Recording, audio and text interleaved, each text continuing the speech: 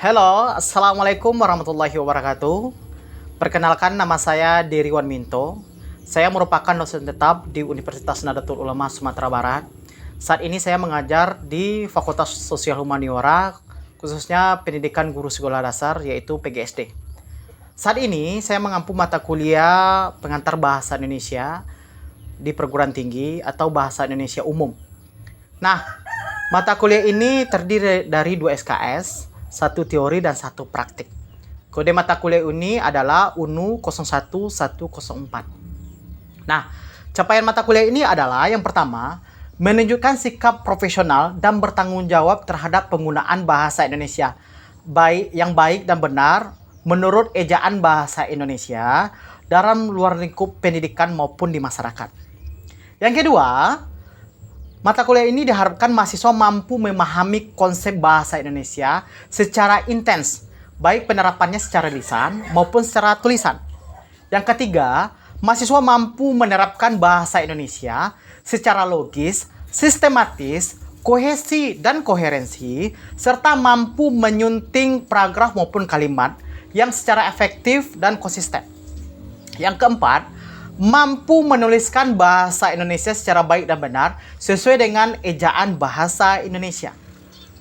Nah, yang kelima, menelaah prinsip penggunaan bahasa Indonesia yang baik dan benar. Yang keenam, mampu merancang dan membenahi penulisan karya ilmiah secara profesional sehingga menjadi pengetahuan dasar dalam merancang penulisan karya tulis ilmiah. Nah, yang terakhir, yang ketujuh adalah diharapkan mahasiswa terampil dalam hal berbicara di depan publik dengan mengedepankan asas-asas pembicaraan secara kompetitif. Sikap yang diharapkan adalah mahasiswa memiliki sikap yang religi dan mampu menunjukkan sikap ketakwaan kepada Tuhan Yang Maha Esa. Yang kedua adalah bekerja sama, memiliki kepekaan sosial serta kepedulian terhadap masyarakat dan lingkungan. Aspek yang ketiga yaitu mengintegrasikan nilai-nilai dan norma etika akademik. Yang keempat adalah mahasiswa menunjukkan sikap bertanggung jawab terhadap pekerjaan dan bidang keahliannya. Nah, mata kuliah ini memiliki keterampilan umum. Yang pertama yaitu mahasiswa mampu menerapkan pemikiran logis, kritis, sistematis, dan inovatif dalam konteks pengembangan pengetahuan dan teknologi yang memperhatikan nilai-nilai humaniora yang sesuai dengan bidang keahliannya. Yang kedua adalah mahasiswa mampu menunjukkan kinerja mandiri, bermutu, dan terukur. Yang ketiga adalah keterampilan umumnya yaitu mampu mendokumentasikan, menyimpan, dan mengamankan, menemukan kembali untuk jaminan kesahihan pencegahan dari plagiasi.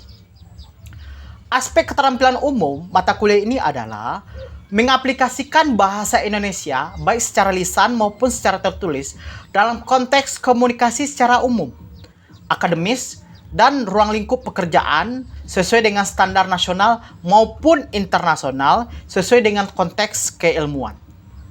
Nah, mata kuliah ini memiliki deskripsi, yaitu perkuliahan ini diisi dengan pembahasan tentang konsep dan prinsip penggunaan bahasa Indonesia yang baik dan benar. Di dalamnya mencakup pembahasan dan menelaah implikasi penggunaan bahasa Indonesia terhadap pendidikan dan pembelajaran secara tertulis maupun secara lisan. Nah, media pembelajaran dalam konteks pembahasan di sini itu yang pertama adalah Zoom. Yang kedua yaitu melalui pustaka online. Yang ketiga bisa menggunakan discovery learning atau inquiry. Tugas dan kewajiban mahasiswa adalah mahasiswa setiap minggunya meringkas bahan perkuliahan sesuai dengan RPS dan penampilan kelompok sesuai dengan petunjuk instruksi dosen.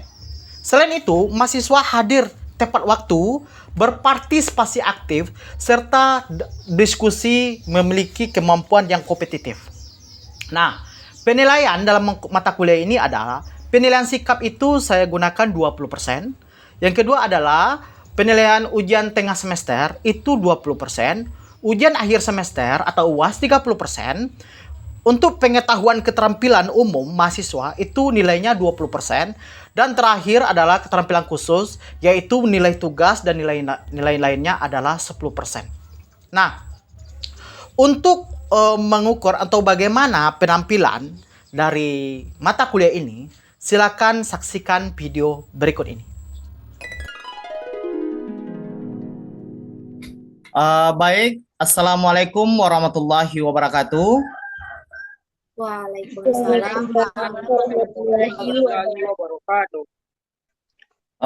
Alhamdulillahirrahmanirrahim. Puji syukur kita ucapkan kepada Allah Subhanahu wa Ta'ala atas berkat rahmat Allah sampai hari ini kita masih diberikan kesehatan, baik kesehatan jasmani maupun kesehatan rohania. Salawat serta salam semoga tetap tercurah kepada junjungan kita Nabi Muhammad SAW. Allahumma sholli ala Muhammad wa ala ali Muhammad. Baik, selamat datang dan selamat bergabung mahasiswa Universitas Nahdlatul Ulama Sumatera Barat pada mata kuliah Bahasa Indonesia, mata kuliah umum. Baik, pada hari ini bersama Bapak Dery, Bapak akan memandu diskusi perkuliahan pada hari ini. Sebelum kita memulai perkuliahan, Bapak minta dulu doa. Silakan Yandra memimpin doa. Baiklah teman-teman, sebelum kita memulai pembelajaran, mari kita berdoa menurut kepercayaan masing-masing. Berdoa dimulai. Berdoa selesai. Baik, pada hari ini kita akan memasuki mata kuliah yang pertama, yaitu Bahasa Indonesia Umum. Mata kuliah pertama ini kita akan membahas mengenai perkembangan, kedudukan, fungsi, dan ekstensi bahasa Indonesia dalam perkembangan ilmu pengetahuan dan teknologi. Adapun yang harus kompetensi tujuan pembelajaran ini adalah mahasiswa mampu menjelaskan dan memahami perkembangan, kedudukan, dan fungsi dan eksistensi bahasa Indonesia dalam perkembangan ilmu pengetahuan dan teknologi. Apakah bisa melihat tujuan pembelajarannya, Yandra? Bisa, Pak? Bisa kan? Bisa, Pak. Ya, yang kedua adalah menjelaskan dan memahami sejarah perkembangan bahasa Indonesia. Seterusnya menerapkan dan menganalisis kedudukan dan fungsi bahasa Indonesia. Yang ketiga mengevaluasi fungsi bahasa Indonesia, dan yang terakhir bagaimana eksistensi perkembangan bahasa Indonesia melalui perkembangan ilmu pengetahuan dan teknologi. Nah, sebelum Bapak masuk pertemuan yang pertama atau pembahasan yang pertama, sejarah perkembangan bahasa Indonesia, Bapak ingin tanya dulu. Menurut Maya, bagaimana perkembangan bahasa Indonesia itu, Maya? Silakan, Maya.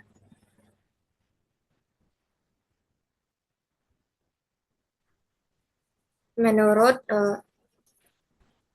saya, Pak, perkembangan bahasa Indonesia sekarang ini semakin maju dan fleksibel karena menyesuaikan kemajuan zaman, terutama dalam teknologi dan komunikasi, Pak.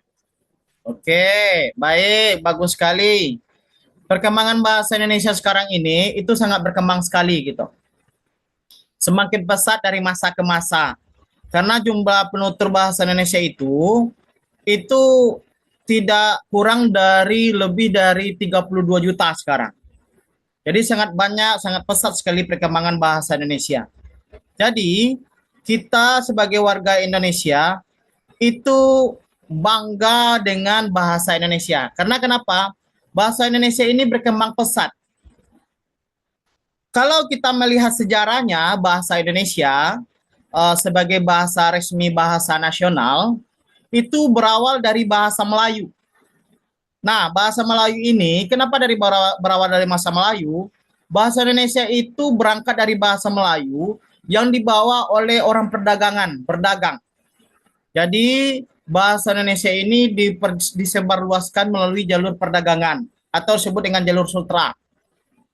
Nah, para bangsawan waktu itu, para pedagang waktu itu menyebarkan bahasa ini lewat jalur perdagangan. Nampak PowerPoint Bapak? Chandra? Iya, Nampak Pak. kan? Nampak, Pak. PowerPoint Bapak jelas Nampak, kan? Pak. Oke, Iya, Pak. jalur Jelas. perdagangan. Nah, setelah itu bahasa Indonesia ini itu pada tahun 1928 itu berkumpullah para pemuda untuk bagaimana menyatukan Nusantara ini lewat satu bahasa. Karena kenapa? Waktu itu orang Jawa menggunakan bahasa Jawa, Batak menggunakan bahasa Batak, sedangkan Minang menggunakan bahasa Minang. Jadi bagaimana untuk menyalurkan perdagangan itu, kita bentuklah satu bahasa. Jadi pada waktu itu terbentuklah bahasa Indonesia pada 1928, tempatnya Ikrar Pemuda pada tanggal 28 Oktober 1928. Nah, Bapak mau tanya, mengenai Ikrar Pemuda ini, siapa yang bisa menjelaskan Ikrar Pemuda ini, bunyi Sumpah Pemuda ini? Silakan Yolanda. Ikrar Sumpah Pemuda yang pertama, kami putra dan putri Indonesia mengaku bertumpah darah yang satu tanah air Indonesia. Dan yang kedua, kami putra dan putri Indonesia mengaku berbangsa yang satu bangsa Indonesia. Yang ketiga, kami putra dan putri Indonesia menjunjung bahasa persatuan bahasa Indonesia. Bagus sekali. Nah, itulah bunyi Sumpah Pemuda. Jadi dalam Sumpah Pemuda itu para pemuda itu bertekad berbahasa satu, bahasa Indonesia, bertanah air satu, tanah air Indonesia. Nah, bahasa ini resminya pada tanggal 18 Agustus 1945, bahasa Indonesia itu baru diresmikan secara resmi. Karena lahirnya bahasa Indonesia itu baru diresmikan bahasa Indonesia ini sebagai bahasa resmi negara. Nah, kita lanjutkan.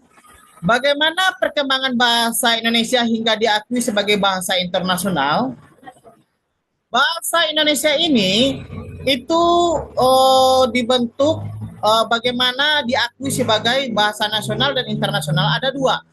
Yang pertama lewat Kongres Bahasa, yang kedua lewat buku-buku, yaitu buku BIPA Bahasa Indonesia untuk penutur asing. Jadi bahasa Indonesia ini bagaimana untuk mengakuisisinya sebagai bahasa internasional itu lewat buku BIPA Bahasa Indonesia untuk penutur asing. Sehingga bahasa Indonesia ini diperkenalkanlah di macam-macam negara seperti Malaysia, Singapura, bahkan Australia. Nah, begitulah perkembangan bahasa Indonesia ini. Nah, setelah itu kita beranjak dari sejarah, itu ada kedudukan bahasa Indonesia di Indonesia sendiri. Nah, Bapak tanya dulu, sebelum Bapak masuk materi kedudukan bahasa Indonesia ini, siapa yang bisa menjelaskan atau yang tahu mengenai apa kedudukan bahasa Indonesia ini di Indonesia? Ayo, siapa yang bisa? Kedudukannya di Indonesia. Chandra, Pak. Maya Sari dulu. Silakan, Maya Sari. Kedudukan bahasa Indonesia ada dua, Pak. Yang pertama itu sebagai bahasa nasional dan yang kedua sebagai bahasa negara, Pak. Oke, bagus sekali. Nah, benar dikatakan oleh Maya Sari bahwasanya kedudukan bahasa Indonesia itu yang pertama adalah sebagai bahasa nasional. Dan itu tercantum dalam Undang-Undang Dasar 1945. Yang kedua, yaitu sebagai bahasa negara. Jadi bahasa Indonesia itu samping bahasa nasional juga bahasa negara. Jadi kalau saudara misalnya berkomunikasi baik di lingkungan formal maupun lingkungan yang lainnya yang berhubungan dengan orang luar, misalnya orang Jawa misalnya, atau orang yang notabene bersuku lain, kita wajib menggunakan bahasa Indonesia. Karena kenapa? Kalau kita tidak menggunakan bahasa Indonesia, nanti orang bisa salah kaprah dengan pembicaraan kita. Jadi kita diwajibkan untuk menggunakan bahasa Indonesia sebagai bahasa pengantar, karena itu adalah bahasa nasional kita. Dan itu tertuang dalam buku pemetaan dan kedudukan bahasa Indonesia yang diterbitkan oleh SARI. Nah, kita lanjut mengenai fungsi bahasa Indonesia sebagai bahasa nasional. Nah, sebelum kita masuk ke dalam fungsi bahasa Indonesia sebagai bahasa nasional, Bapak mau tahu dulu apa fungsi bahasa Indonesia sebelum Bapak memaparkan beberapa fungsi bahasa Indonesia. Silakan.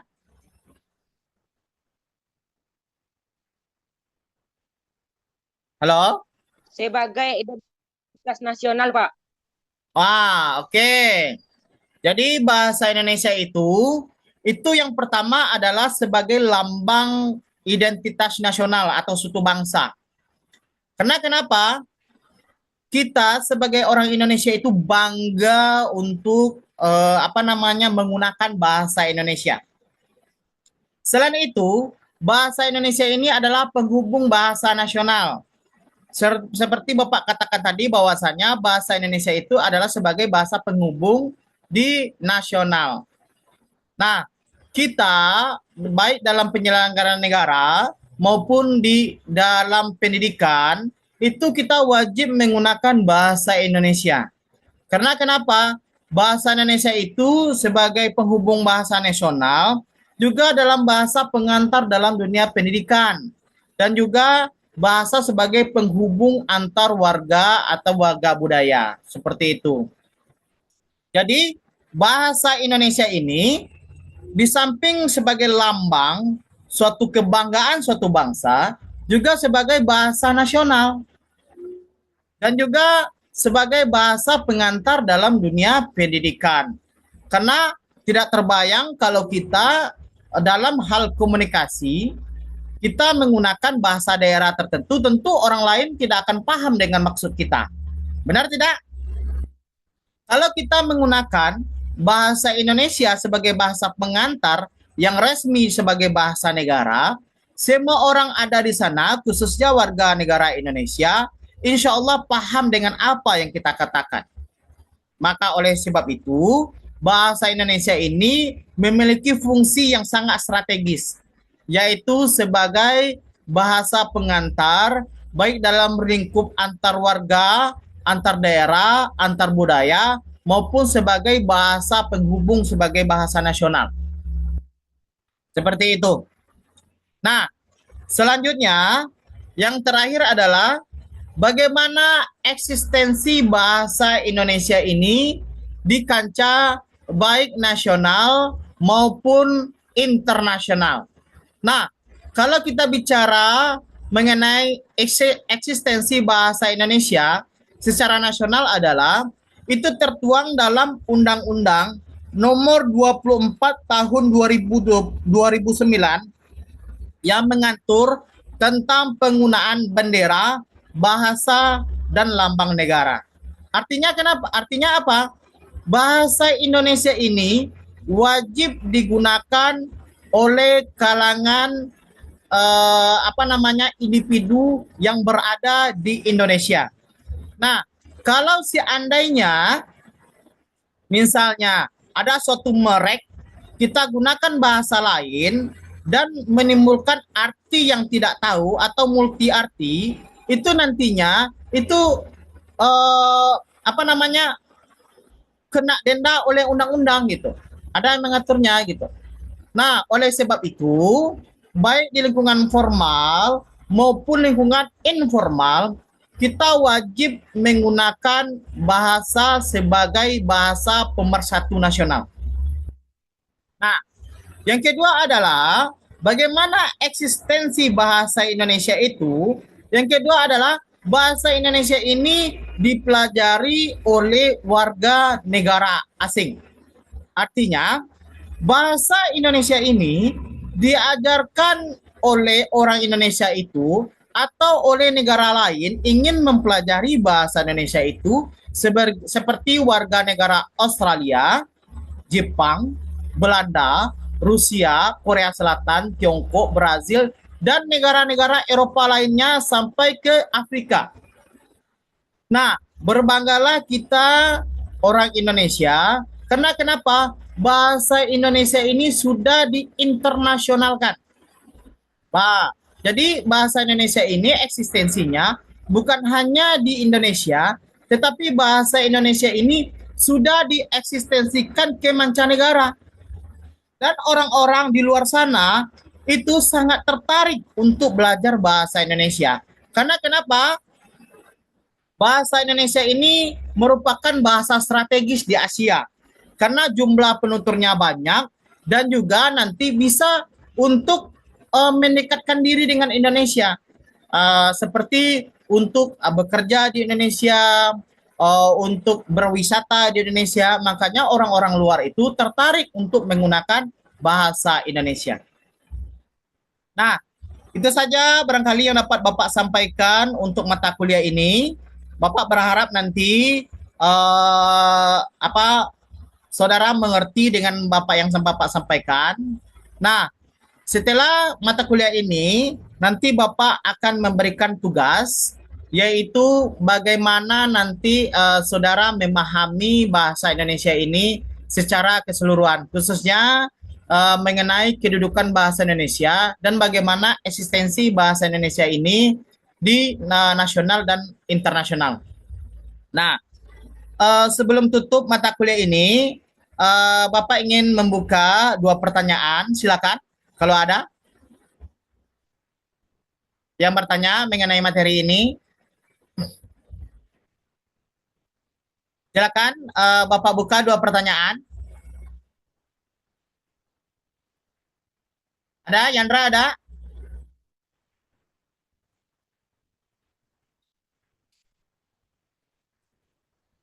Ada?